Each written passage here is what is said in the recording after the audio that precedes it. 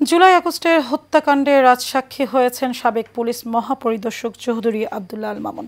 সেই সঙ্গে গণহত্যায় জড়িত থাকার কথা স্বীকার করেছেন তিনি। এদের শেখ হাসিনা সহ ৩ জনের বিরুদ্ধে আনুষ্ঠানিক বিচার শুরুর আদেশ দিয়েছেন আন্তর্জাতিক অপরাধ ট্রাইব্যুনাল। ওয়ালিদ সিদ্দিকের report.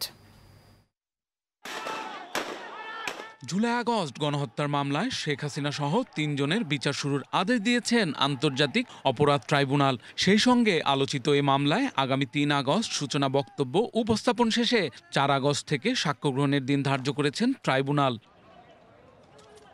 Chief prosecutor Tajul Islam বলেন, জুলাই আগস্টের গণহত্যার নির্দেশদাতা শেখ হাসিনা, সাবেক স্বরাষ্ট্রমন্ত্রী আসাদুজ্জামান খান কামাল ও সাবেক আইজিপি চৌধুরী আব্দুল্লাহ আল মামুন 2024 সালের 14 জুলাই গণভবনে একটা সংবাদ সম্মেলনে আন্দোলনরত ছাত্রছাত্রীদেরকে রাজাকার এবং রাজাকারের বাচ্চা বলে তাদের বিরুদ্ধে তাদেরকে নির্মূল করার জন্য যে উস্কানিমূলক বক্তব্য দিয়েছিলেন, তারই ধারাবাহিকতায় গোটা বাংলাদেশ জুড়ে নিরস্ত্র নিরীহ প্রতিবাদকারী ছাত্র জনতা, যে সিভিলিয়ান ছাত্র জনতা, তাদের উপরে যে আক্রমণ শুরু হয়, সেই আক্রমণের ধারাবাহিকতায় বাংলাদেশে প্রায় ১৫০০ ছাত্র জনতাকে হত্যা করা হয়, প্রায় ২৫,০০০ ছাত্র জনতাকে আহত করা হয়। এদিকে জুলাই গণ অভ্যুত্থানের সময় সংগঠিত মানবতাবিরোধী অপরাধের দায় স্বীকার করে সাবেক পুলিশ মহাপরিদর্শক চৌধুরী আব্দুল্লাহ আল মামুন ট্রাইব্যুনালে বলেন, রাজসাক্ষী হয়ে জুলাই আগস্ট আন্দোলন চলাকালীন সময়ে যে অপরাধ সংগঠিত হয়েছে তার রহস্য উন্মোচনে